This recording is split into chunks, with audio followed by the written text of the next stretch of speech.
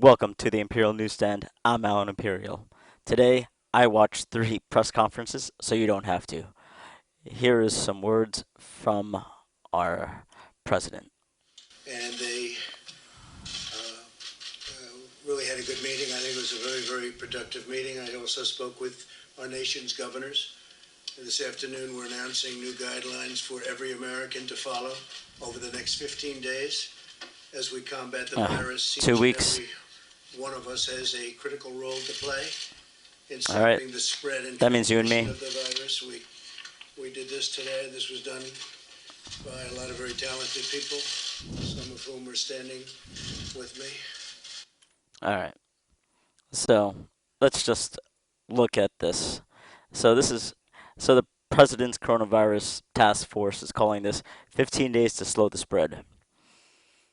Uh, the first thing they say is listen to and follow the directions of your state and local authorities. I'm going to go over that a little later in the video. If you feel sick, stay home. Don't go to work. Contact your medical provider. If your children are sick, keep them at home. Do not send them to school. Contact your medical provider. If someone in your household has tested positive for coronavirus, keep the entire household at home. Do not go to work. Do not go to school. Contact your medical provider. So what they're saying is if one person in the house gets sick, the entire house is quarantined or self quarantined. If you're an older person, stay home and away from other people. This is going to mean a lot of people's parents and grandparents. And yeah, and if you are a person with serious underlying health condition, that can put you at increased risk. For example, a condition that impairs your lung or heart function or weakens your immune system. Stay home and away from other people. So, wow, they're just telling people to stay home because there's no vaccine yet. Now, there are some things we could do to slow the spread of corona. If we could work at home, do it. If you work in a critical infrastructure industry, as defined by the Department of Homeland Security, such as health services and pharmaceutical and food supply, you have a special responsibility to maintain your normal work schedule. You and your employers should follow CDC guidelines to protect your health at work.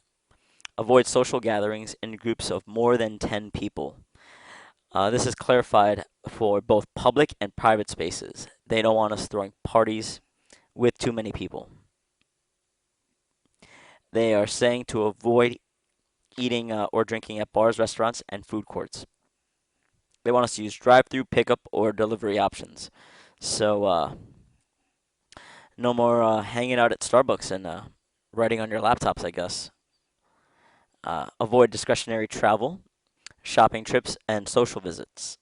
Social visits. Wow. Mm. Now I was planning on going to the Greater Philadelphia convention in April, but that got canceled, and I'm glad it did. But now it's taking it to the next level. Do not visit nursing homes or retirement or long-term care facilities unless to provide critical assistance. Yeah, they don't want us to interact with each other, it seems, or interact with our most vulnerable in the population. Hmm. So they lastly say practice good hygiene, wash your hands, avoid touching your face, sneeze or cough into a tissue or inside your elbow, and disinfect frequently. Frequently used items and surfaces as much as possible. So that is what our president had to say about that. It goes into further detail, but those are the biggest bullet points. Next, I want to talk about how my governor, Cuomo, talked about things. Here in New York, it's not just New York that is having this uh, policy. In fact, it's between 3 states. We call it the tri-state here in New York, Connecticut, and New Jersey.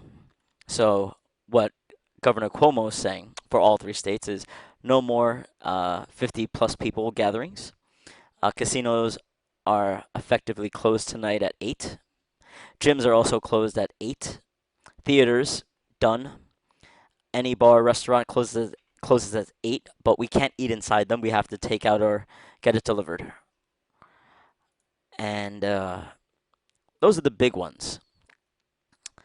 So we have a soft quarantine, as it were, here in the tri-state area, where I just touched my face. Nah, I wash my hands. It's fine. Haven't gone out since I washed my hands. So yeah, it looks like we're having a soft quarantine here in New York, in the tri-state area of New York.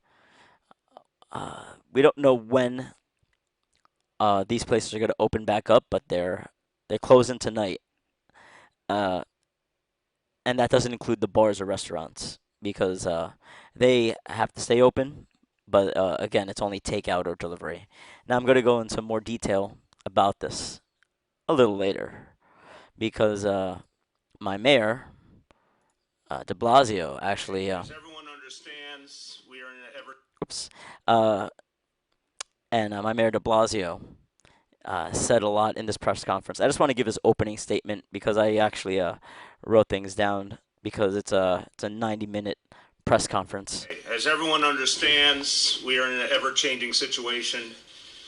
I have no example I can offer you of another situation where, for such a long period of time, we have seen just constant changes.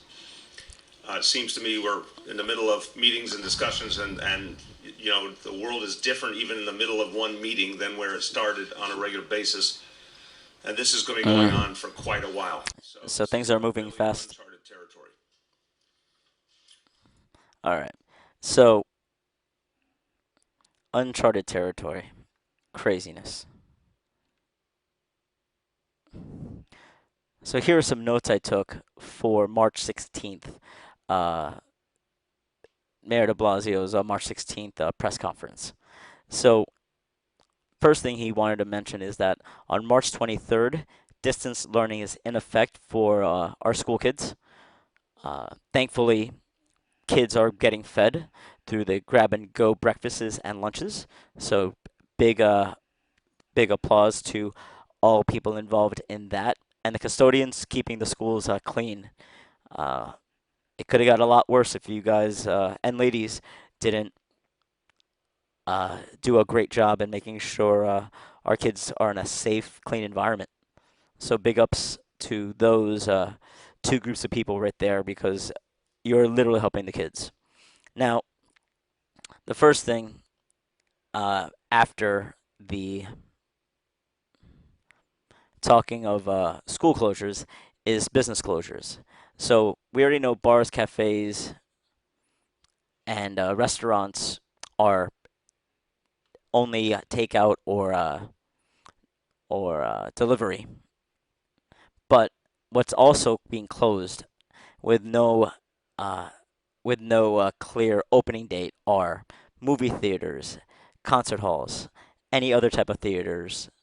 Uh, Elective surgeries are being postponed, uh, so that way everybody in the medical field has priority on those who most need it. If you need a mandatory surgery, then obviously you're going to get it. Let's see. Museums are also closed. Cultural centers, nightclubs, and commercial gyms.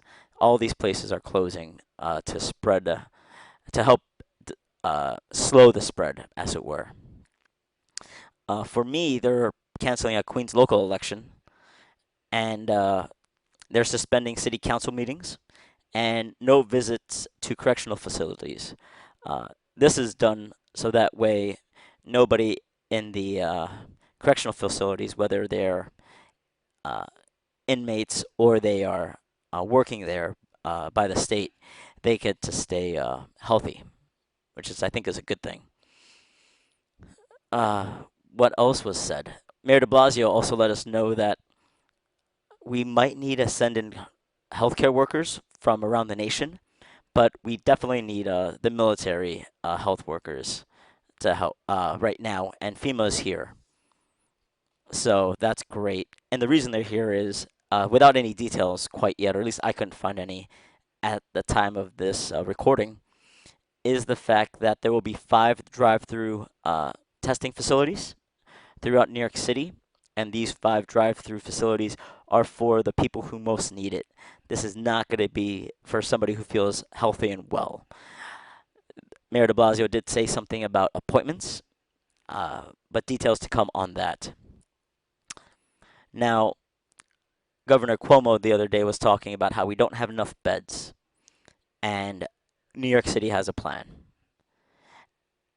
Right now, there are, within a week, there's going to be 250 beds and 120 beds opening up due to the reallocation of a non-used nursing home, and I forget the other one.